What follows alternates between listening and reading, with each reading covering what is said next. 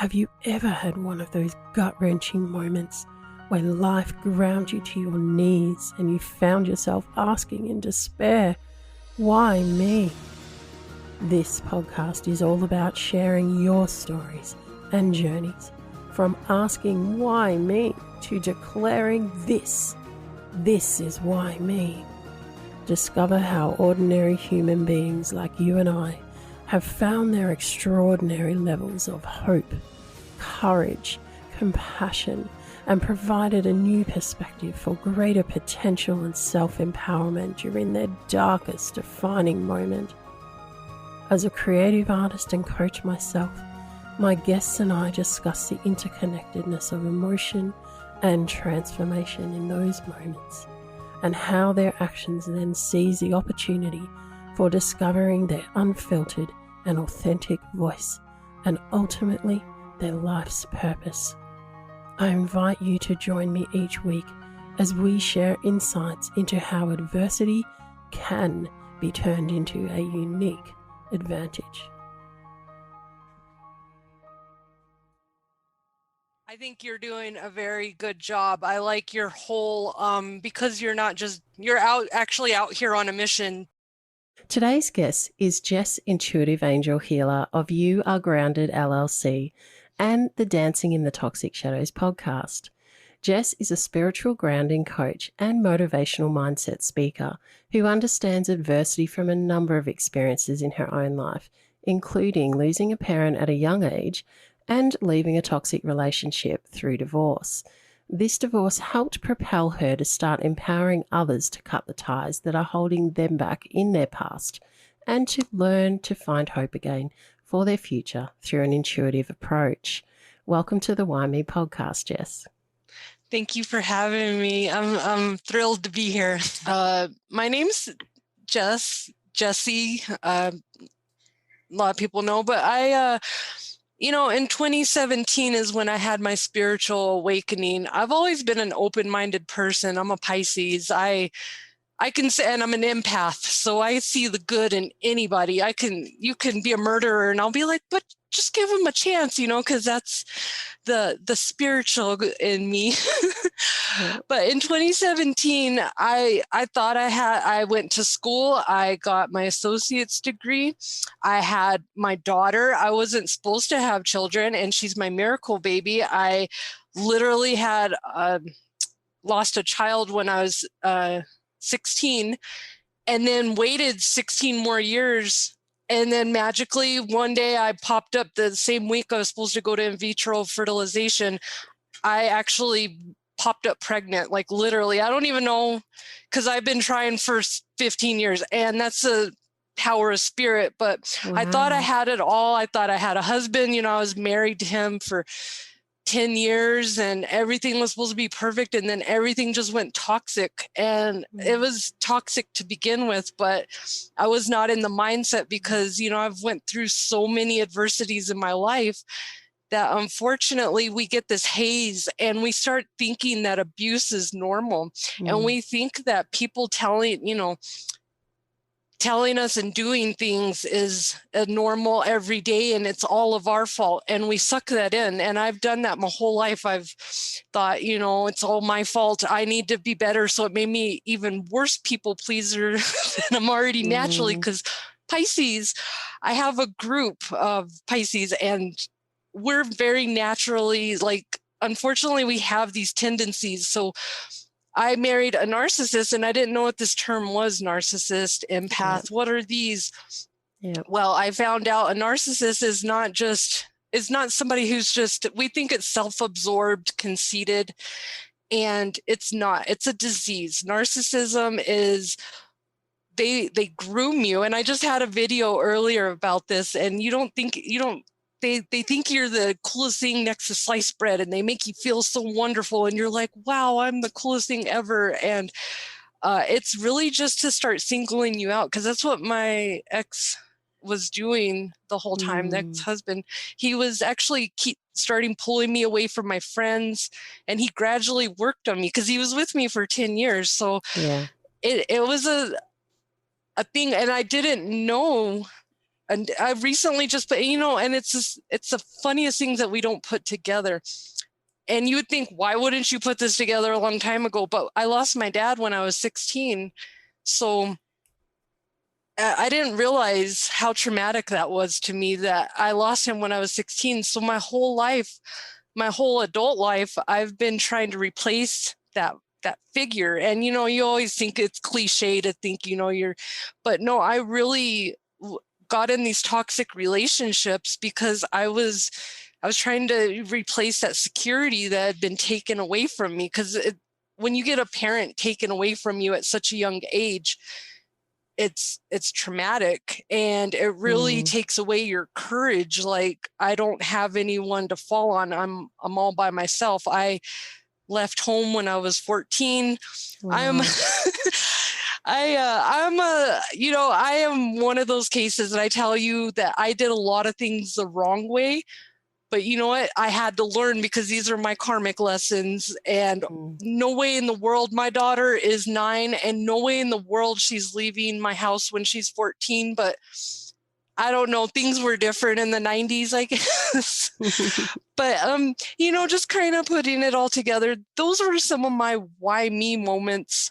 And when I finally got the courage to leave my toxic marriage, because I didn't have to leave. I was actually, that's what made it worse, is because I left and my narcissist didn't want me to leave. So he continued to text me and never leave me alone. But I got kicked out of my house, and I'm a medical assistant at this point. And, I have a career and everything. And I got promised that if I left my marriage, I was going to get my career taken away, everything I've worked for. And I did. I got, my divorce lasted a year. I did get my child in the end, but I did go through a whole, got my kid kidnapped, taken to Iowa, 2 states away. Wow. And I tried to get lured up there, and my angels wouldn't let me. I just kept saying, I don't look good in orange. I'm not going up there, because there's no talking about this. You took my kid, but I've found that spirit worked through everything. And even though the whole time, through the divorce and everything, it was a whole major Lifetime movie series. I got kicked. He kicked me out of my house, took all my stuff from me. And they could never prove that he did. So the judge just told him at the end to please give me my stuff back if he felt so inclined. But they couldn't make him, because they could never find the magic storage with my stuff in it.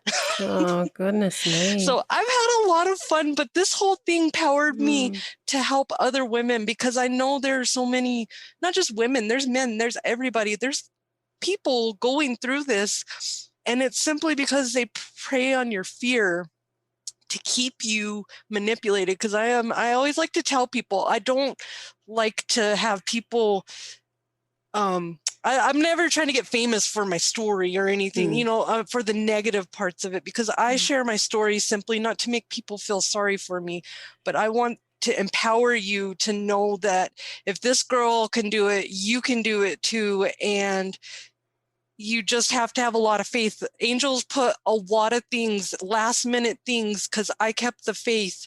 They stuck people, and I call them my earth angels, because if you've ever just had somebody, you're like, oh, this is going to be so hard and ridiculous, and then all of a sudden they're nice and they're doing everything for you, I call those your earth angels. And that's how spirit, I feel, helps us, because they can't interfere in our karmic lessons. And unfortunately, I think that's why we go through really, really bad stuff. It's because it has something to do with our past life. But I think our angels are feel bad about it. So they kind of sneak in there, and they're like, here, drop a little help there, drop a little help there. And that's kind of how I've kept my faith, because at one point I was an atheist in my life, because it was just I lost a kid at 16. I lost my dad at 16. I just went to toxic relationship and kept getting abused, and it's never ending. And then it got good. And then when it got good, I was like, yeah, this is what I've been working my whole life for. And I finally put my feet up and I was like, I can do it now. I'm free. And then it all fell down and I went through my divorce. But all those things, I wrap them up and I use my adversity to empower other people and let you know, hey, I went through all of that and I'm still here and I'm better than ever. And I've got more fuel than ever because I'm finally living my life the way that I want to. I have a picture over my bed that says, and it's the funniest thing, it's my favorite picture, and I bought it at the dollar store after I got kicked out of my house. And it says, all good things are free. Yeah. And it's my dollar store picture, and I put it above my bed every day to remind me to never let anyone corner me and tell me I'm not good enough, because that's the only way people get control of you, is they get in there, and it's only on a weak moment. Yeah, wow, there's a lot of stuff in there. Yeah, unfortunately, my story is like, I have a lot of why me moments, but I try to turn them into victory, and I try to empower other people. Like, you know what? Hey, there's an AJR song that says 100 bad days made 100 good stories. I'm interesting at parties. So, that's kind of why I always say laugh or cry. And I've cried enough in my life. So I'm definitely laughing now. Yeah. Oh, look, I thank you for coming on and sharing some of your story. And obviously there's a lot more. And I like the way that you explain that you share your story, not for anyone to feel sorry for you, because you're not about that victim mentality. What you're about is sharing your experience so that you're raising awareness and so that other people can understand that they're not alone. And really, what everything comes down to in life is connection, isn't it? And here we've spoken about connection. I wanted to bring up the number 16. How old did you say you were now? I am 39. In February, I'll be 40. Okay, yeah. So I'm almost 40. Yeah. So I was curious because you lost your dad at 16. You also lost your first child at 16. And then 16 years later, you had your child, who was your miracle baby. And I was just curious if the number 16 resonated and with you. 6 plus 1 is 7. Yes, it is. 777. How you like that? Yeah. I love you, Angels. That's awesome. 777, that is actually how I founded my business, You're Grounded, in 2018. Was I kept seeing repetitive. That's how my spiritual awakening happened. I was at my lowest moment. I was working at a call center being demeaned by, I literally went to the bathroom and had some jerk take my chair and sit in it. And I came back and I had no chair to sit in. And he was mad because he got whatever, he was having a bad day. And I was just like, I started selling magazines when I started direct sales when I was 18 and traveled all across America. And at 39, here I am back calling people, selling magazines. And I was at the lowest point. I was like, I can't succeed at anything. And I started seeing 7-Eleven and 777 so much, like for 2 weeks straight, twice a day, on the clock, never missed it. And I found out 777 means release your fears. 7-Eleven means to step into your actual authentic destiny, your life purpose, and stop being afraid. It was basically a wake-up call to stop, but you started seeing that, and that's how I got in the rabbit hole on the internet. And I was always thought about being a life coach. It was popular in the 90s, but I never really, I was like, I'm not old enough. But now I feel like I'm old enough and I have enough experience that people can respect me, because you can't, it's really hard to say you're a life coach at 20, because you're like, sure you are. So I've been in the medical field though, and everything. So I ended up finding out I'm an angel intuitive, and I was just so overwhelmed by how much it literally saved my life. Wow. I have PTSD. I have anxiety, like severe, so bad that I will get stuck in the car where I can't get out. And it literally takes about 5 minutes for me to get going. And the angels really, I've asked Archangel Raphael when I'm having a panic attack to help me. And literally, you know, people believe in angels or they don't, but I know that I've had panic attacks that literally crippled me, and I've lasted for 4 hours to all day. How do you have an all day panic attack? This girl has. And when I first had my first one, I remember I couldn't move. I was in the kitchen by myself and my daughter was 4, and it was terrifying because I couldn't even do anything but put chicken nuggets in the oven because that's what I could reach. And I was scared. And when I went to the doctor to get help, I was shunned. I was accused of just wanting to be a drug seeker. And I was like, what are you talking about? I am in the medical field. But people have these crazy things, these stereotypes. And unfortunately, doctors will judge you. I don't know if they're like that in Australia, but they if you don't go in there and you get the wrong one, and I always got the wrong one because my angels never wanted me to be on any kind of I've tried to be on like a depression medicine, but I don't need to be on that. I don't need to be, I need to be alive. And that stuff just makes you like, I've literally just seen people, this is how they live. Like, okay, your anxiety, you don't feel anything, but exactly, you don't feel anything. And I think that's terrible. I've seen a lot of people on prescription medicine that have had such terrible side effects. And I love it that I've learned the power of crystals and angels and meditation. And if people want to make fun of it, it's okay because they don't understand it. But it has really helped me. And I really highly suggest to start looking into it. You know, if you've tried everything and nothing helps you, really look into natural methods of breathing. A lot of times we don't breathe, and that's why you know, we have such anxiety.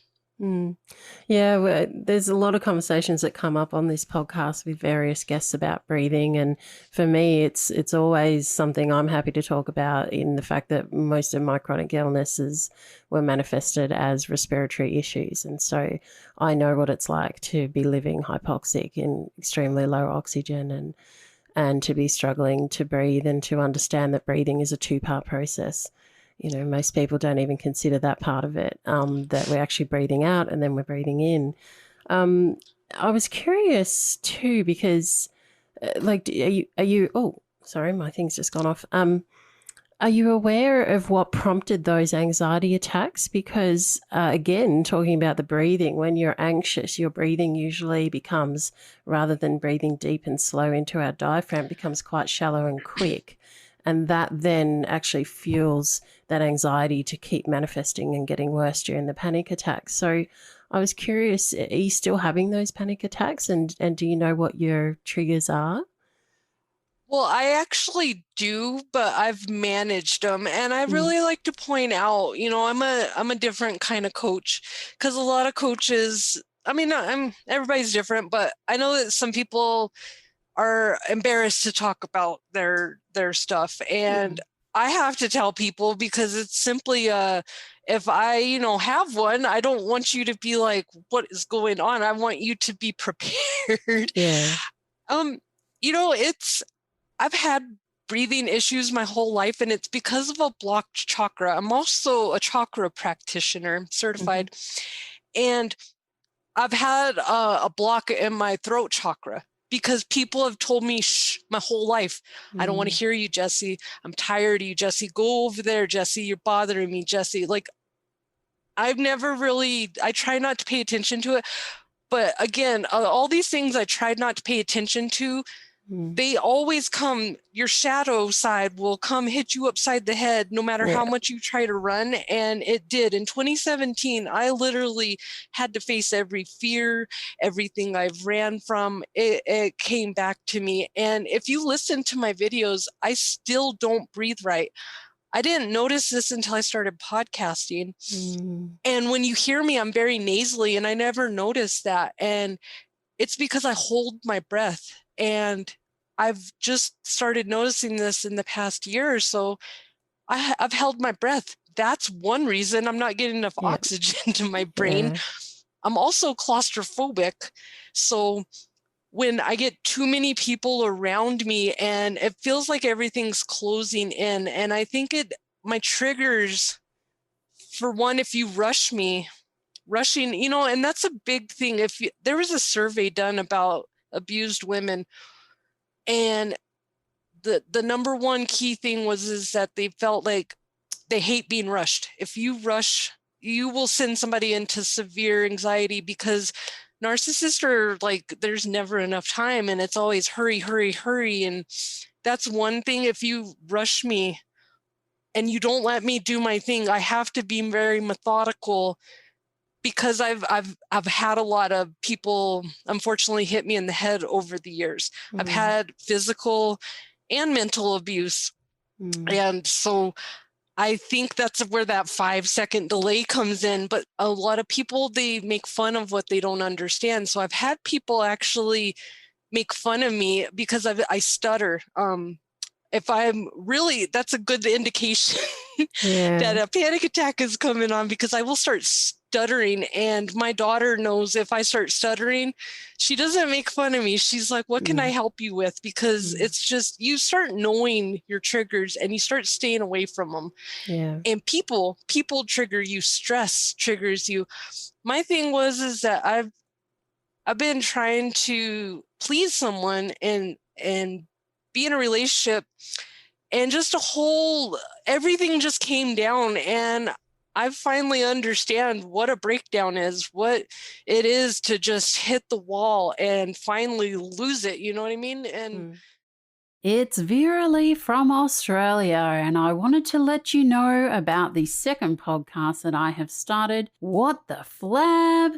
All about those flabby issues to do with weight loss with and without surgery. In this podcast series, I share with you my journey of how I lost 60 kilograms on my own before weight loss surgery, and I document my journey after weight loss surgery with you.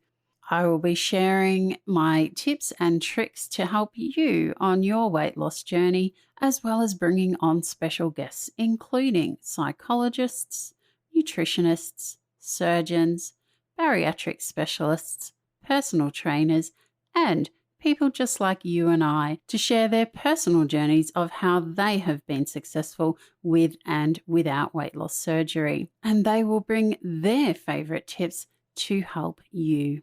So come and join us as we chew the flab. Simply search WTF Lab as one word on your favorite podcast platform. And remember, you can always contact me at Vera-Lee Original on social media if you would like my personal help and guidance on your own weight loss journey. Let's get back to today's episode.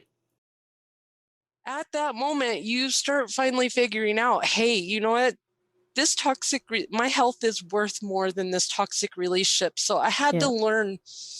My stuff was just really deep down. You know, I've been taught a lot of bad habits from my parents. They didn't understand how to express themselves.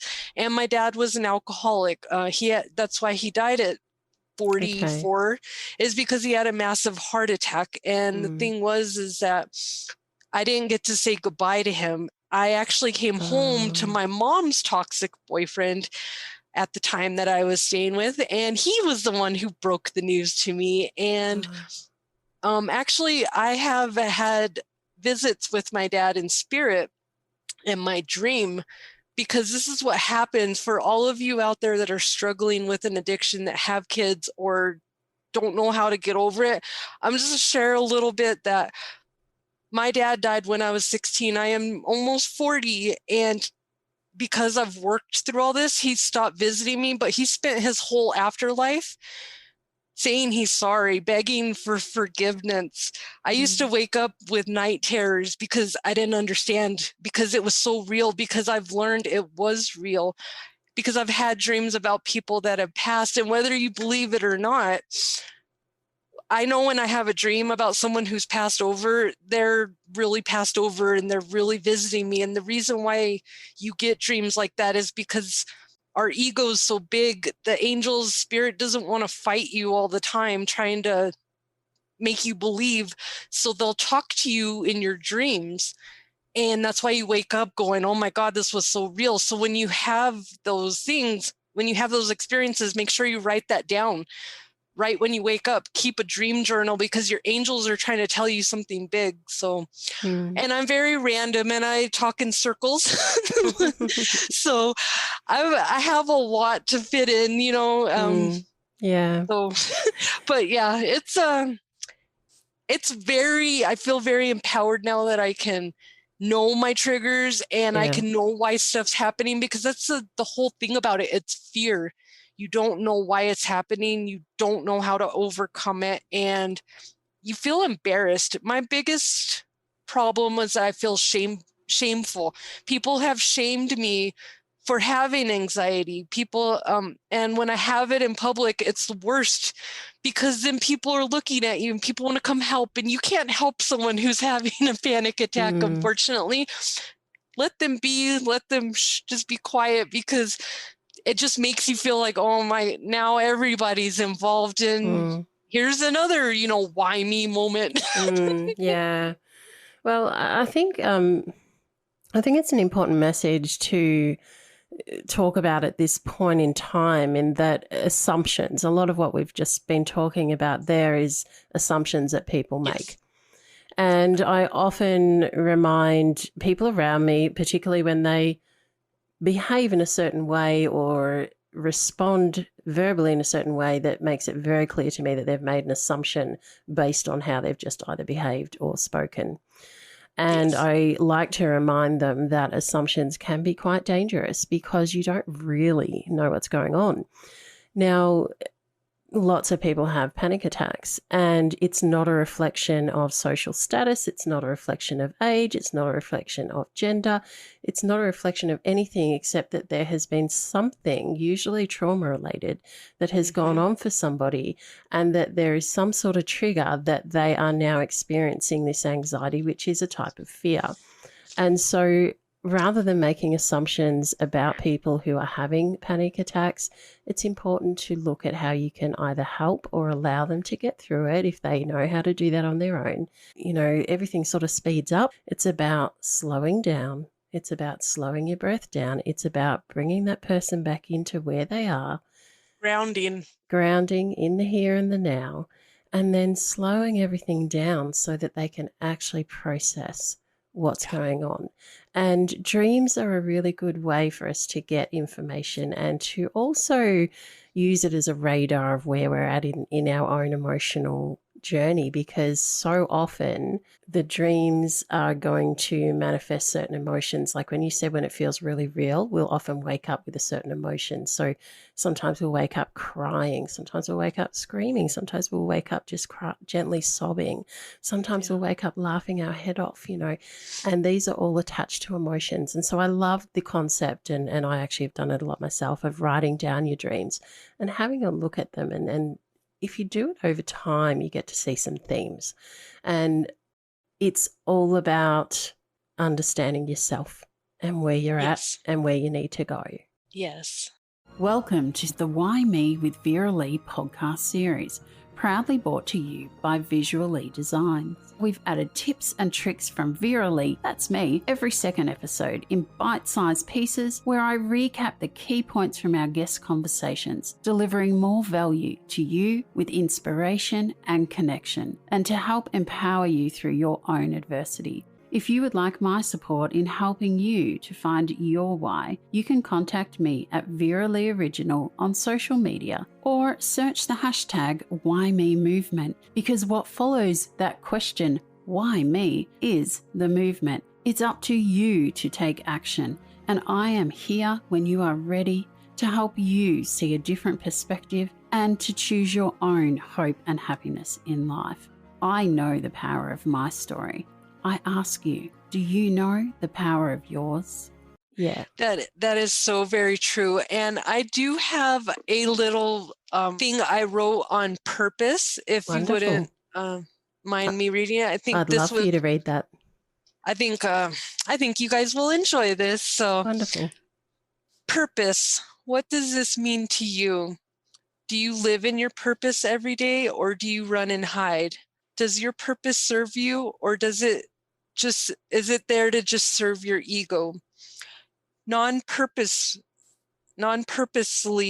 we wake up every day. A switch in our bodies is turned on, no matter if we live on purpose or not.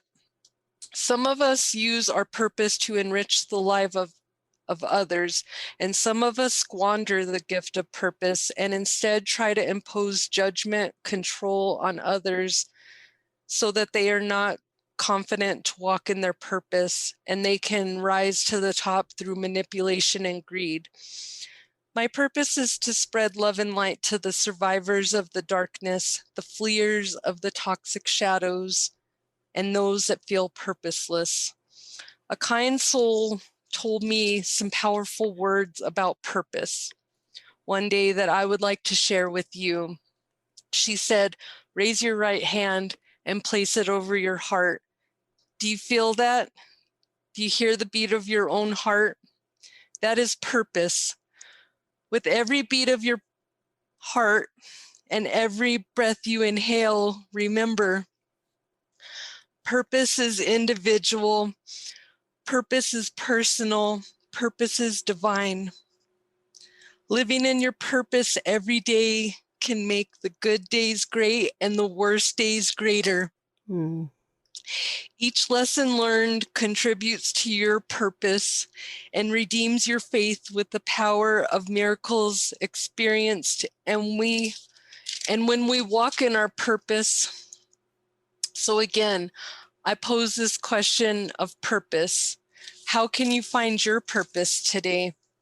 Are you afraid of the uncertainty of purpose? Do you fear that changing your mindset on purpose will cause you to adapt a new way of living? Purpose is fulfilling and will always overflow your cup. Purpose is not something to be chased, rather a feeling to be embraced. Purpose shows up when the student is ready to free themselves of the non-purposeful task to immerse themselves in their souls and authentic ways of living. Today, let's free ourselves from our ego and start walking in our purpose. Take time to reflect on your purpose and ask yourself, am I living purposefully or just on purpose? I love that. I get a little emotional when I read that because it's very, very near to my heart. Yeah, I can feel that resonates with you very deeply. And that means that you understand where your purpose lies now. And then that's a really important epiphany to get to in life. And like you said, it takes a lot of events. And there's good and not so good events that will happen in our life's experience. And what we do with those, when we get to a point where we understand who we are, then we can understand where our purpose fits in that journey. And that is such an important part to get to, because then you understand your why. And like you said in that last line, are you living for a purpose or just on purpose? Like, are you just here? I just wrote down a couple of words here. You referred to survivors of the darkness, and then you referred to the toxic shadows. I really love that term of survivors of the darkness. As someone who's gone through domestic violence and has gone through terrible violent sexual assault, I understand that place of darkness that we actually all have inside us. And it's interesting because we have a choice to look at darkness in two ways. And I, as an artist and a visual person, often explain it to people in that we have light and shadow. A lot of people, when they talk about the darkness, they associate it with everything bad. And it's like, well, yes, you do go into a darker place when you're going through these things and when you're struggling, when you've lost your way or your purpose. Yes. And certainly, we have that place, but that place is still there for a reason. It's there because it gives us contrast. It's there because it allows us to appreciate the light. And if everything was only all dark or all light, we would have no in between. We wouldn't have that whole gamut of everywhere from black to grey to light, And so it creates form. It creates something tangible for us that we can say, you know what, this adversity put me here. Now I can be grateful for what I have over here. Now I can understand that experience, and I can choose that I want to try not to have that experience again. Or I can say, okay, this is where I'm headed. This is where I'm going, rather than choosing to stay in that space. And Exactly. so, everything that we go through, we can learn from. And purpose is so important within all of that, because when we understand our purpose, less is going to happen to us and more will happen for us to learn Yes. from and grow. And you get out of that victim mindset that you're in, because I was in it for so long and I didn't realize that I was in it, because it, like I said, it becomes normal. You're taught all these things, and that's why it's so hard for people. There's some people that go on a spiritual awakening and they're scared, and so they get stuck. And that's even scarier than just facing up to everything, because now you can't go one way or the other. But duality is just so important, because you got to have the night and the dark, and I've learned to stop feeling like a victim and stop being, feeling so shamed of all those things that happen, because I've met people that have had worse experiences than me. And it's not about, my experience was worse than yours or anything, but I'm lucky. And, I feel blessed. And that's about showing gratitude. Yeah. I show gratitude because even though I've had a rough road to haul, I have two of my best friends. I lost one when she was 27 and the other one at 40, because they didn't get my strength. We were all have the same, and for some reason they fell off. And I'm the only one still here trucking along. And, it's taught me things, and it's taught me just to rise above it, and that my trauma does not define me. And it's not going to define my future either. And if you don't like how things are going, change it.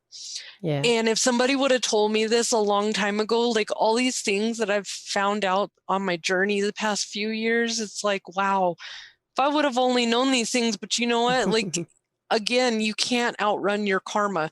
And whether you believe it in or not, you have life lessons. And if you haven't faced your life lesson and you bolted, guess what? It's going to come back. It's just going to show up in a different, you're like, I feel like I've been here before. Yes. It is just, it's a different face on it, but it's the same energy. Yeah, that's right. And life lessons, we do keep going through them until we learn them. And sometimes even once we've learnt them, situations will still present where we may have the opportunity to look at it in a slightly different perspective too. Exactly. It's certainly not a guarantee that those things won't happen again. But what it is that if you take the opportunity to learn and grow from it, then you're better prepared next time that same or similar situation or event will show up. And I was wondering, just coming back to the having your daughter kidnapped, I was wondering how much of the fear of that happening again is that related to, a lot of that ongoing anxiety? Because for me personally, I understand that leaving a relationship, that is often a very dangerous time, because that is the time that they're going to go, oh, she's actually left. And I'm using she as a global term here. This happens to men as equally as it does to women. Yes. But as I'm a woman, I'm saying she.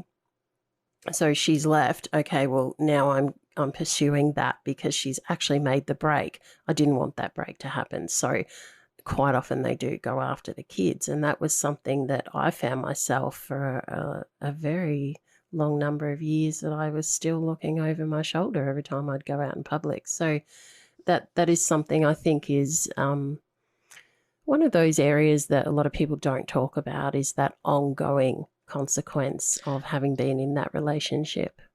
And it's funny that I appreciate that you notice that, because some people, I can tell the parts that they're listening to of my, but I actually appreciate that you asked me that, because that was a source.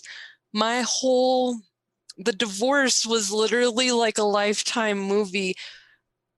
My ex, do you ever see those movies where they keep trying to get you to sign the divorce papers and they're like, let's do it tomorrow. Yeah. Well, my ex literally, kept manipulating me, and I would say, let's sign it. And he'd be like, no, let's do it another day. And he would show up where I was at. I ended up having to get a restraining order because it was that intense. But since I never got this paper signed, unfortunately, when you don't get a paper signed saying that, you know, they even know about the divorce, yeah, it's not technically called kidnapping. I was at the police station asking them to please go over there and make my kid, you know, give me my kid back. And they said, ma'am, it's not kidnapping. She's with the other parent. So just so you guys know out there, if that's why people have these breakdowns in the movie about that paper. I never got it. I was like, why are they running around? Like, just sign the paper. I understand. That is the biggest. Okay. You know how I got the paper signed? This is how I had to go to my restraining order court date, and I had to pay the sheriff $40 because this is how they serve papers. And so when we both showed up for our court date, they served him outside. That was the worst day for him because also the same day he had to sign my papers finally and make it like a real thing. He couldn't run away and act like he didn't know anything anymore. And he got the hammer slammed down on him because the judge was not happy with everything that happened in that courtroom, because that was just a whole nother story. But all the events that happened, the shame, I mean, I've never been so shamed. I was shamed in front of my family. My family doesn't talk to me anymore because things were said that never happened, because this is what narcissists do. They do. And unfortunately, it's okay. I've let it go, but so that's where my anxiety is not coming in as much.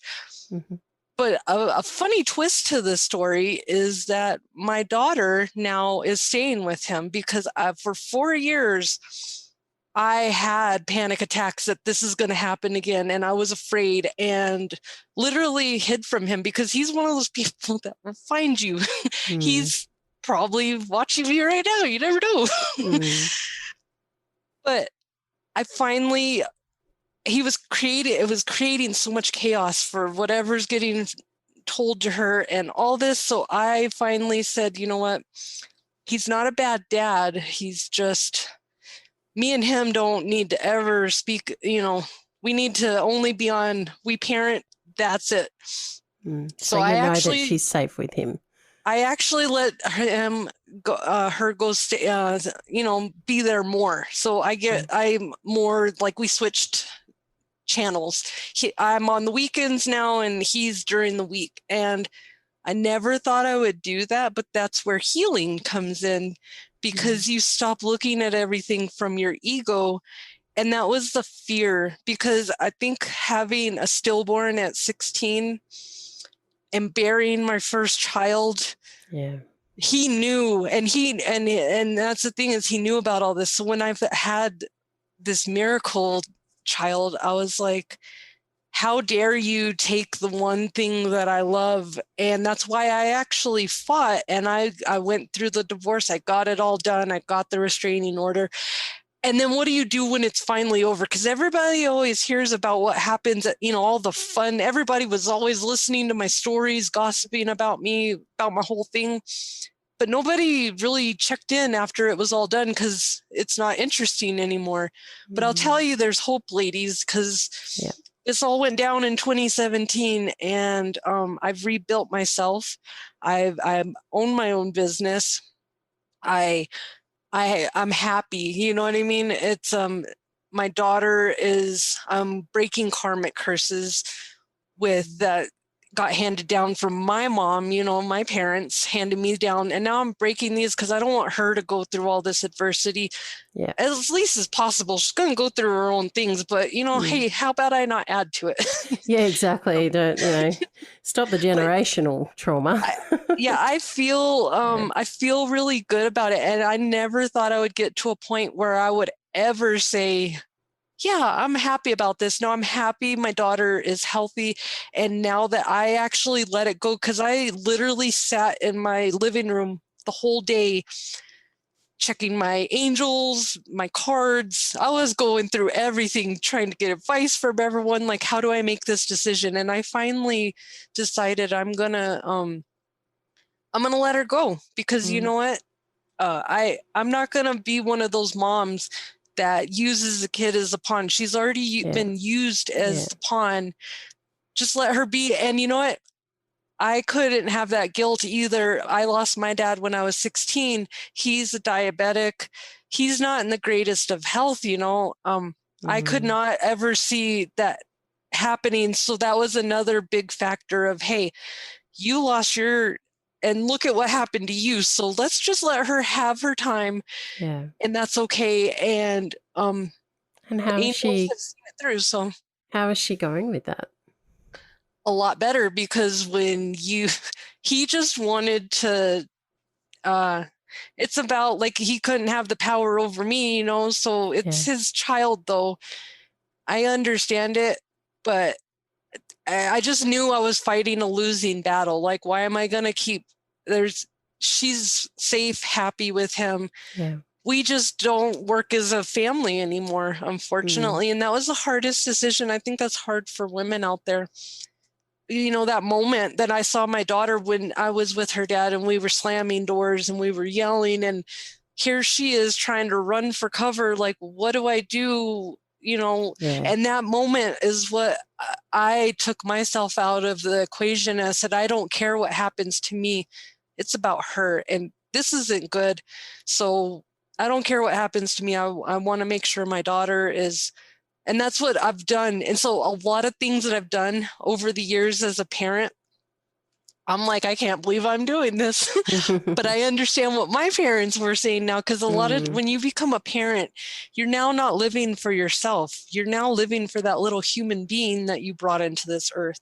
Yeah, that's right. It brings on a whole new perspective. And really, there is always opportunity and adversity for us to see each adversity from a different perspective as well. And this is what you've done. You've gone, you know what, if I see it from my daughter's point of view, and I see that perhaps he may not be around for that long, and from my own perspective, I understand that, you know, I lost my dad young, maybe I can find a way for this to work. And it sounds like you have, which is the power of perspective.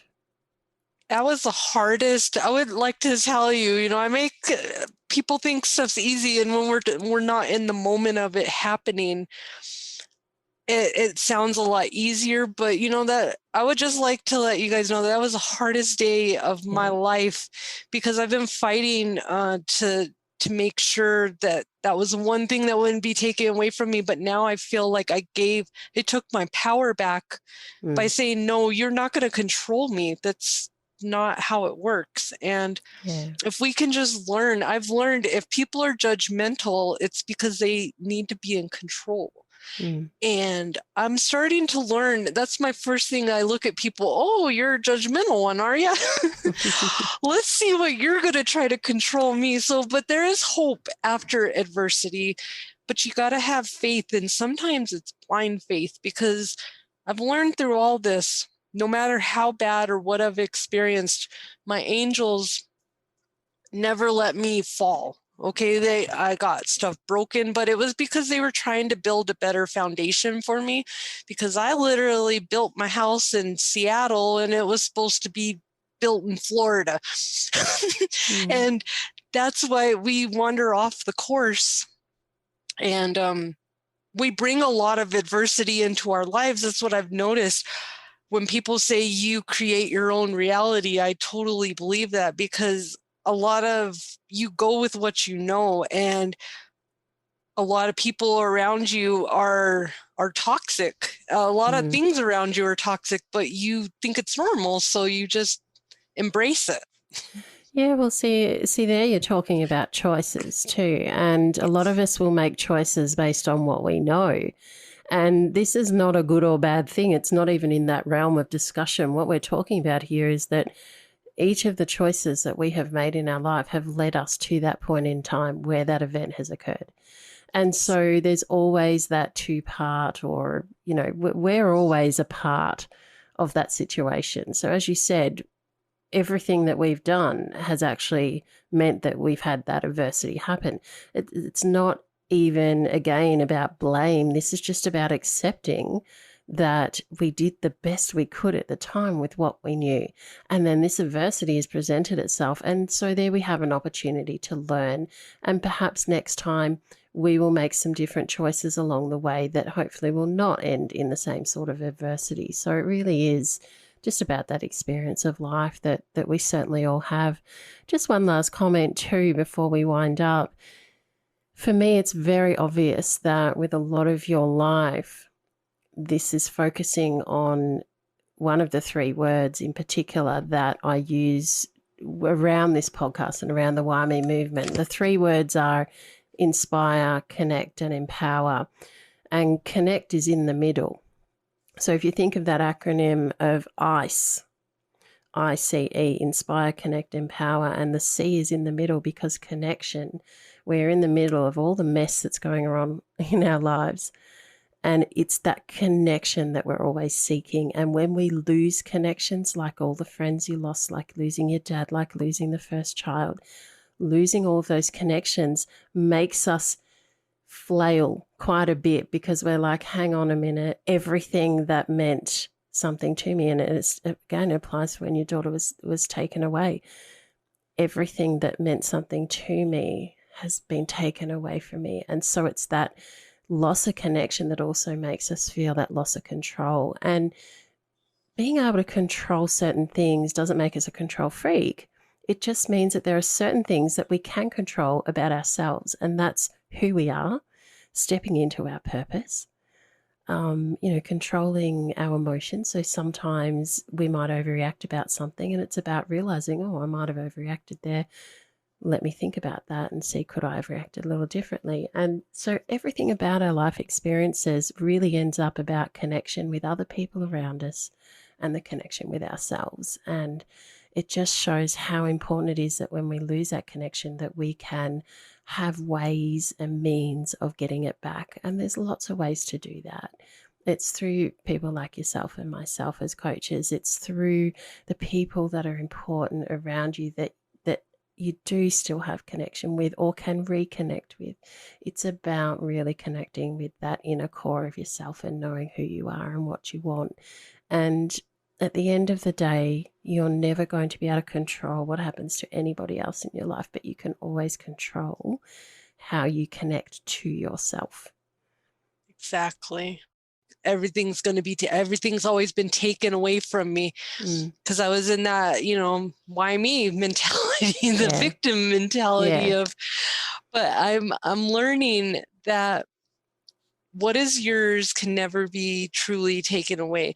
And if something is taken away from you, it was never yours to begin with.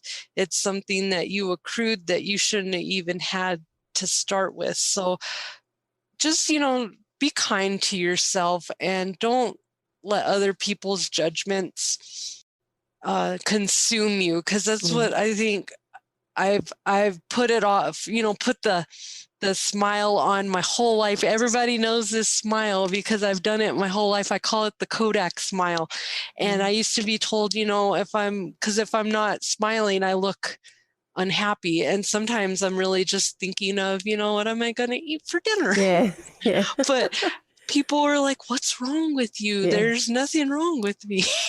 Yeah, that's it. But, it's been a very long, colorful road, and it's not been all bad and it's not been all good. It's been interesting. I definitely can, I'm going to get a book out there, but that's why I wrote these podcasts, and that's why I made Dancing in the Toxic Shadows, because my biggest thing is when I talk about this, I do not want to it to be sad. I want people to understand that you can talk about your trauma and you can talk about all this, but we don't have to keep regurgitating it. And that's what I feel like sometimes happens when you go to therapy. Why should you have to be in therapy for 20 years and still talk about the same thing and not get it over with, when I've coached someone over like something that was terrible, And we got over it in about a month. Mm. And that just shows me, because you can talk about it, but if you're not putting solutions in it, it's not helpful. It's just, you're bringing in all that you don't want. You're bringing in that bad energy. So Yeah. I think it's important. For me, it was important to forgive, not forget, but to understand in not forgetting that I don't need to regurgitate everything all the time, because it's just about acknowledging that, okay, I've integrated that into my past experiences. It will help me to learn more about making the choices that I do moving forward in my life. It doesn't hold me back. It doesn't tie me back to there anymore. And I think that's a really powerful place to be. yes, Yeah. very, very powerful. Yeah. Look, thank you so much for coming on today. And if people would like to get in contact with you, Jess, how can they do that? So I'm on Facebook and Instagram. On Facebook, Angel Vibes with a Z on the end, and Instagram, it's Jess and then the underscore, and then Intuitive Vibes with a Z. Go to my podcast. Actually, I have two podcasts. One is Your Angels Are Talking, Are You Listening? And that's at Angel Miracles on Anchor.fm. And then I have my Dancing in the Toxic Shadows, which is coming up. I'm going to do season 2 solo. I did all of special guests for the first season, but I'm going to do solo on that one. And I'm going to do coaching and get really into what the toxic shadows are. So Great. look out for that. Fantastic. And that's anchor.fm//toxic shadows. Awesome. I'll make sure that those links get put in the description. Thank you. Thank you so much for having me here. I really, I had a good time. Great. I'm glad you did. Why me? If you have ever asked that question, why is this happening to me? If you have ever wondered how others seem to get through those moments where life has you down on your knees and yet still they get up, I get it. Some call me the adversity queen. My name is Vera-Lee, and I've been training to be an adversity warrior all my life. I was born with certain disabilities. I was bullied. I was raped and abused by my ex-husband. And I was left fighting for my life 17 times so far due to my combination of respiratory conditions. And yet, I am still full of hope. When my husband raped me, I struggled to use my voice to describe that trauma. And so I turned to my visual artwork. Then I found the courage to share my voice through writing and poetry, which I had accompanied with my artwork. Next, I found my voice and discovered how sharing my story on stages with my words and my unique perspective inspired others to choose hope, to choose action, to choose life. When I physically lost my voice after a life-saving treatment to keep my airway open, I was staring down the barrel of losing my voice forever. Within 24 hours of that surgery, I ended up in a coma that nobody expected I could survive. I did survive, and yet I had no voice for a 2-year period. I was immersing myself in my artwork yet again to tell my story, and I had people around me telling me that I would speak life into people all across the world stages with my words, with my story, and with my vision. I wanted to believe this, and yet I didn't know how it was possible to speak my words on stage when I had no voice. I didn't know if I would ever get it back again. I did get my voice back, and now that I have my voice, I'm in the business of inspiring you connecting you and empowering you through the WhyMe Movement and the WhyMe with Vera-Lee podcast. This is where I hold the space for my guests to share their deepest, darkest moments and the lessons they learned, to see the opportunity within the adversity, to use those lessons to grow personally and to help their community grow through sharing their own unique, beautiful stories. How can I help you? If you want to stop asking that question, why me? I'm glad you are here today. Listen to the podcast, connect to the stories, and be inspired by the conversation while you are there. And leave a review so that other people can see the value I bring to you. Share the show with your friends and use these stories to start those conversations.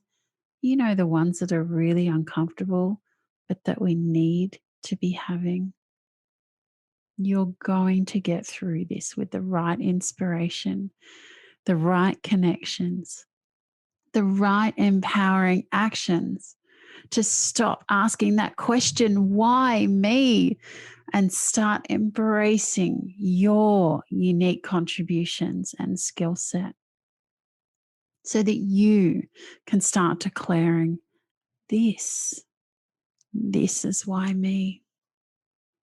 If you would like my support in helping you find your why, you can contact me at Vera-Lee Original on social media, or search the hashtag WhyMe Movement, because that's what follows why me, is the movement. It's up to you to take action, and I am here for you when you are ready to have help in seeing a different perspective, and when you are ready to choose your own hope and happiness and fulfillment in life. I know the power of my story. And now I ask you, do you know the power of yours?